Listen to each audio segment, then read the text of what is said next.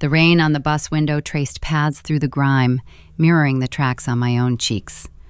I pressed my forehead against the cold glass, watching the city's glittering skyline, a jagged crown of ambition I'd spent 8 years trying to claim, shrink into a smudge of light, then vanish into the wet, gray dusk. In my lap, a single battered suitcase held all that remained of my life there. Not the life I'd built, but the debris of it. The bus engine droned, a monotonous dirge carrying me back to the one place I'd sworn never to return, home. Harper's Creek wasn't a place you were from. It was a place you escaped. A sleepy, moss-draped town where the biggest event of the year was the Fall Pumpkin Festival, and everyone knew your business before you did. My parents' house, a faded blue clapboard with a wraparound porch that sagged on one side, was the same as the day I'd left at 18, bursting with a defiant energy that mistook itself for courage. I'd left with a scholarship, a heart full of scorn for its quietness, and a promise to myself. I would own a piece of that glittering world, a house with a view, a home that was entirely, unquestionably mine. The city was a shock, a beautiful, brutal teacher. It didn't care about my dreams. It demanded rent, demanded hustle, demanded a thickening of the skin. I waitressed, I temped, I took online courses in bookkeeping. I lived in apartments with peeling linoleum and roommates who stole my yogurt. I learned to budget down to the last dollar.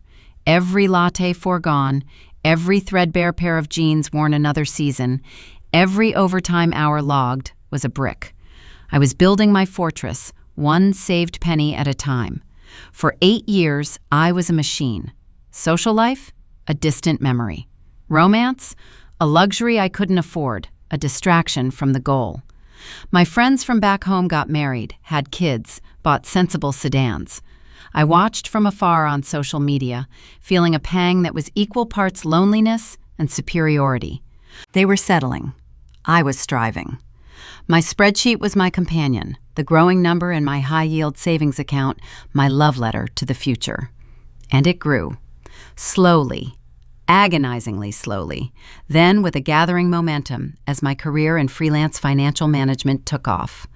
The number ticked past milestones, enough for a down payment on a condo, then a townhouse, then, unbelievably, a small, standalone house in a decent neighborhood. I allowed myself to visit real estate websites, not just to browse, but to select. I memorized mortgage rates. I was in the final stretch. The dream was a tangible key, cold and solid, waiting in a lock I could almost touch.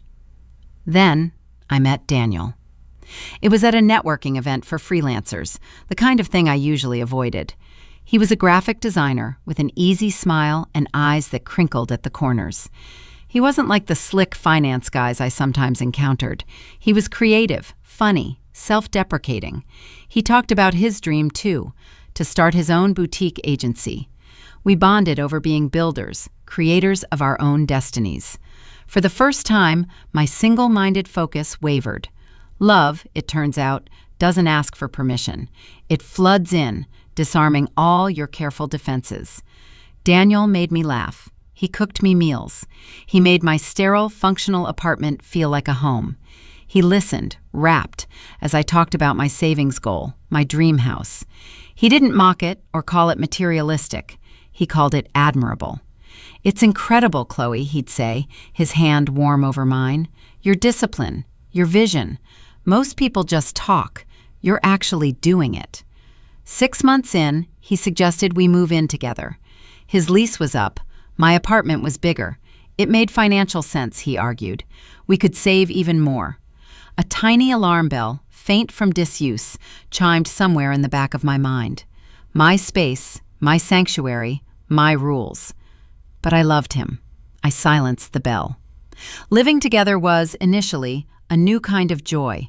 He filled the space with music, with his sketches pinned to the fridge, with a comforting, shared chaos. He contributed to rent, erratically. "Client payments are late," he'd sigh, or, "I'm reinvesting everything into the agency right now, babe. It's about the long game." I understood. I was playing the long game, too. I covered more, telling myself it was an investment in us. One night, over a bottle of wine, the topic of my house fund came up. The number, my sacred, secret number, slipped out. His eyes widened, not with greed, I told myself, but with impressed awe. Chloe, that's amazing. You're practically there. Almost, I said, a flush of pride warming me. He was quiet for a moment, swirling his wine. You know, with that kind of down payment, we could look at something even better. A place with a yard, maybe even a two-family, live in one unit, rent the other, build real equity together. Together. The word hung in the air, shimmering with promise. The idea of my house began to subtly morph into our future. He sketched floor plans on napkins. He talked about studios and home offices and gardens. He made my solitary dream a duet. The market is insane right now, he said one evening, showing the articles on his phone. If we wait too long, interest rates will climb and your buying power will drop. That money is just sitting there, losing value to inflation. The alarm bell was louder now. I've waited 8 years, Daniel. I want to be sure. He took my hands. His were always so warm. I want to be sure, too. Sure of us. This could be the foundation. Literally. Let me in. Let me help. I have some savings I can add to the pot. Not as much as you, but something. We'll get a joint account for the house fund. Transparent. Everything above board. We'll be partners. The word partners did it. It sounded adult, committed, solid. It sounded like the family I'd been too busy to build. The loneliness of those 8 years rose up in a sudden, sharp wave. I didn't just want a house. I wanted a home, with him in it. It was a logistical ballet moving the money. We opened a new high-yield savings account at a different bank, one with better rates, he said. Both our names were on it. The transfer of my life's work, every skipped latte, every overtime hour, was a wire transfer that took less than 60 seconds. I felt a visceral lurch as I clicked confirm, a physical sensation of something tearing loose. He kissed my temple. This is the beginning of everything. For a few weeks, it was a thrilling game. We were property hunters. We went to open houses on weekends, pretending to be further along in the process than we were. He was charming with the realtors, asking smart questions about roof ages and sewer lines. He held my hand as we walked through empty rooms, his voice painting pictures of our life there. The dream had never felt more real. Then the delays started. The bank needs more documentation from me, he'd say. My tax returns are a mess because of the freelance work. Or, let's wait for the spring listings. They'll be better. My excitement began to curdle into anxiety. I asked to see the account statements. He'd wave his phone. I'll forward the login later, babe, swamped with this client deadline. The later never came. His phone calls became shorter. He was at networking events or working late at the co-working space more often. The sketches disappeared from the fridge. The music stopped. A cold dread, thick and heavy, settled in my stomach. The end wasn't a confrontation. It was an absence. He left one morning for a weekend client retreat. He didn't come back. His phone went straight to voicemail. Texts delivered, but never read. Panic, pure and electric, finally overrode my denial. I went to the bank in person, my heart hammering against my ribs. The polite, middle-aged teller turned pale as she looked up the joint account. I'm sorry, ma'am. That account was closed 2 weeks ago. The floor fell away. Closed? By who? It was a joint account. Either signatory can close it. The funds were withdrawn via wire transfer. Where? My voice was a stranger's, thin and cracked. Where were they wired? She gave me a look of profound pity. I'm sorry, I can't disclose that. You'll need to speak with the manager and possibly file a report. The manager was sympathetic but helpless. The wire transfer was authorized. The money was gone. Daniel was gone. The police took a report, their faces impassive. Civil matter, one officer said gently, seeing my devastation. You voluntarily put his name on the account. You voluntarily transferred the funds. It's not criminal theft. It's a breach of trust. You'd have to sue him. Sue a ghost. I hired a private investigator with the last of my credit. Daniel, it turned out, wasn't a graphic designer. His name wasn't even Daniel. He had a record of small-time cons, frauds against lonely women. I was just his biggest score. The PI found a trail that led to an airport and then vanished. He was a professional. I was the mark. The aftermath was a silent internal collapse. I was evicted from my apartment, unable to pay rent. My freelance clients dried up as my reputation for reliability shattered along with my spirit. The city that had been my arena of ambition became a prison of humiliation. Every corner held a memory of my own stupidity. I saw his face in crowds, heard his promises in the echo of subway trains. There was only one place left to go, the place I'd fled, the place of last resort. The bus wheezed to a stop at the Lone Depot in Harper's Creek. The rain had softened to a mist. I hauled my suitcase down the steps, the weight of it, of everything, almost buckling my knees. And there they were, Mom and Dad, standing under the awning of the station's tiny convenience store. They hadn't changed much. Dad a little grayer, Mom's smile lines a little deeper. Their faces were etched with worry, but their eyes held no "I told you so," only a heartbreaking, unconditional welcome. "Chloe Bear," Dad said softly, taking the suitcase from my numb hand as if it weighed nothing. Mom didn't say anything. She just opened her arms. I walked into them, buried my face in her familiar, floral-scented sweater, and for the first time since the world ended, I wept. Great, heaving sobs that shook my entire body. They held me up, these two people whose quiet life I had once deemed insufficient, as I cried for 8 years of work, for my stolen dream, for my broken trust, for the profound, shaming folly of it all. The first weeks in my old childhood bedroom were a blur of gray numbness. I slept for 14 hours a day. I picked at meals Mom left outside my door. The pink-striped wallpaper, the cheerleading trophies on the shelf, the faded poster of a boy band, they were artifacts from a different person, a naive girl who thought the world was a simple equation of effort and reward. I couldn't bear to look at them.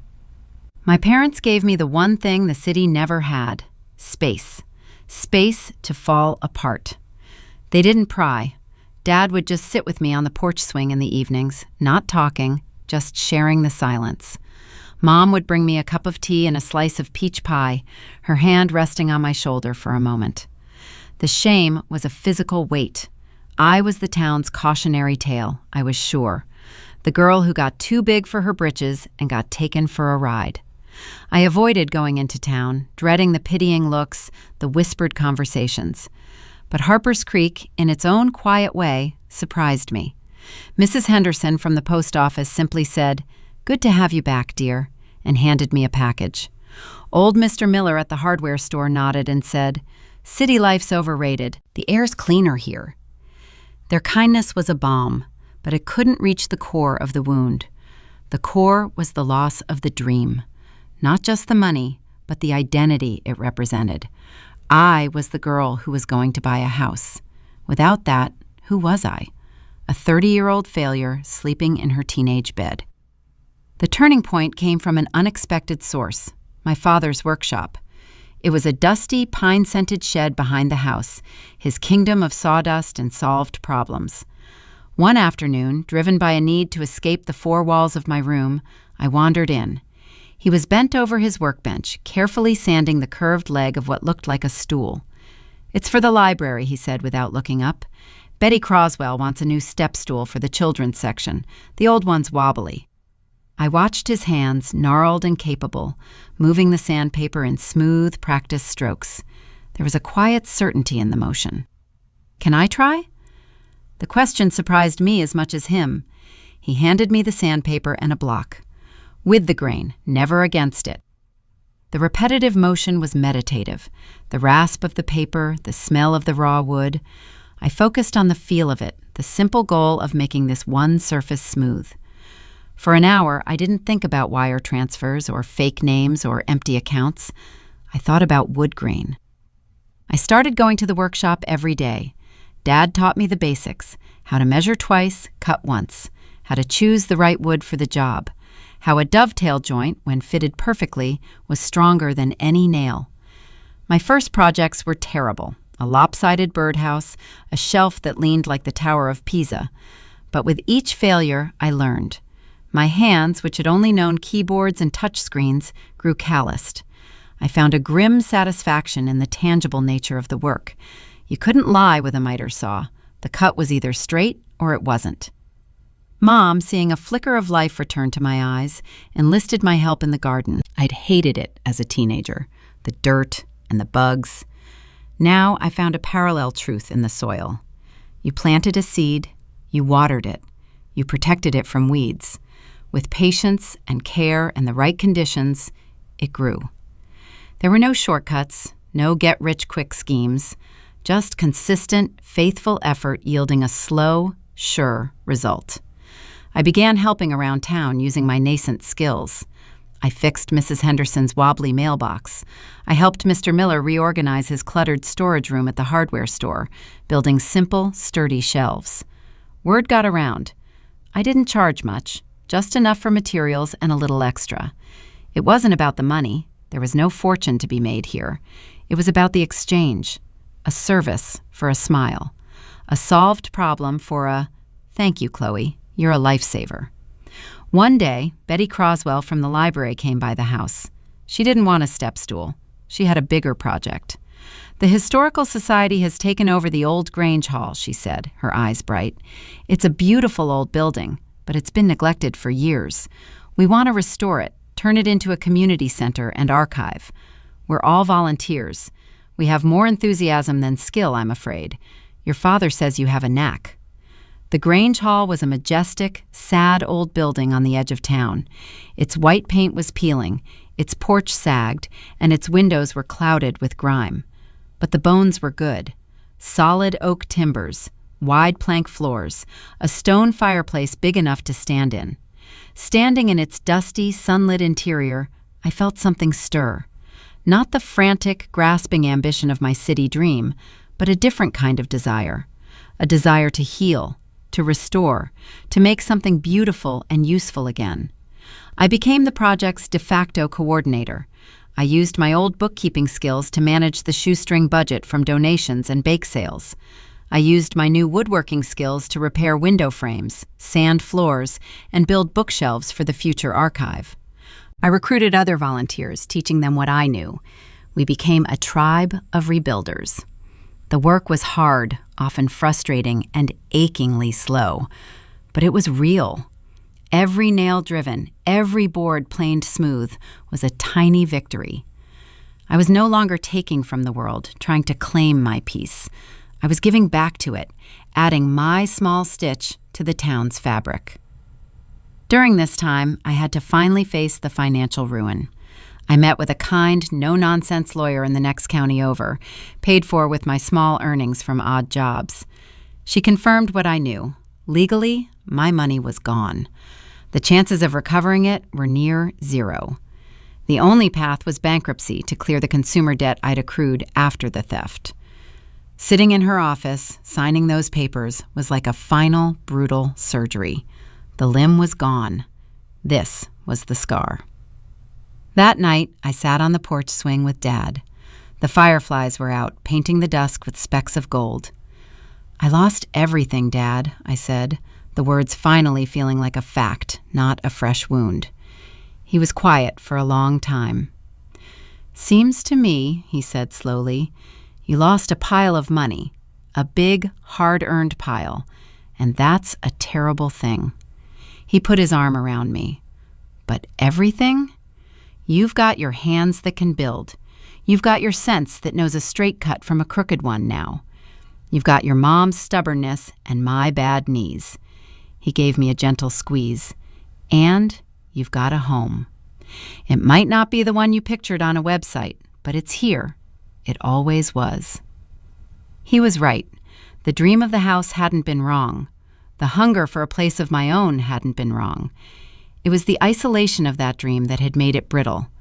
I had built a fortress, but a fortress is a lonely place, designed to keep things out. I had confused ownership with belonging. The Grange Hall project took 2 years. The day of the grand opening, the whole town turned out.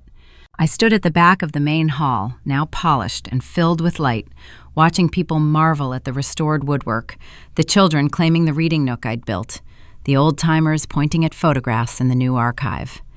Betty Crosswell made a speech and called me up. She called me the heart and hands of the project. The applause was warm, enveloping. I didn't feel like a hero. I felt like a member, a contributor. After the crowd thinned, I stayed behind, locking up. I walked through the silent, sun-warmed rooms. I ran my hand over the banister I'd repaired, sat in the window seat I'd rebuilt. This was not my house. I did not own a single square foot of it, and yet I felt a sense of possession deeper than any deed could confer. I belonged to it, and it to me, in the way that care creates a lasting bond. I walked home in the twilight. Mom and Dad were on the porch. "There's our girl," Mom said, smiling. I sat down between them. The future was no longer a glittering, distant skyline to be conquered. It was the quiet rhythm of the days here.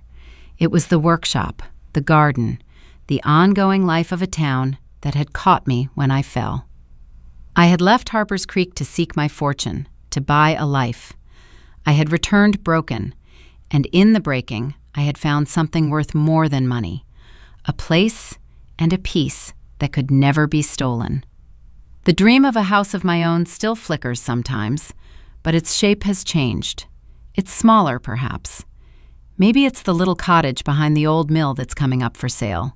It needs work, a lot of work, but I have the hands for it now, and this time I know the foundation isn't just money and ambition.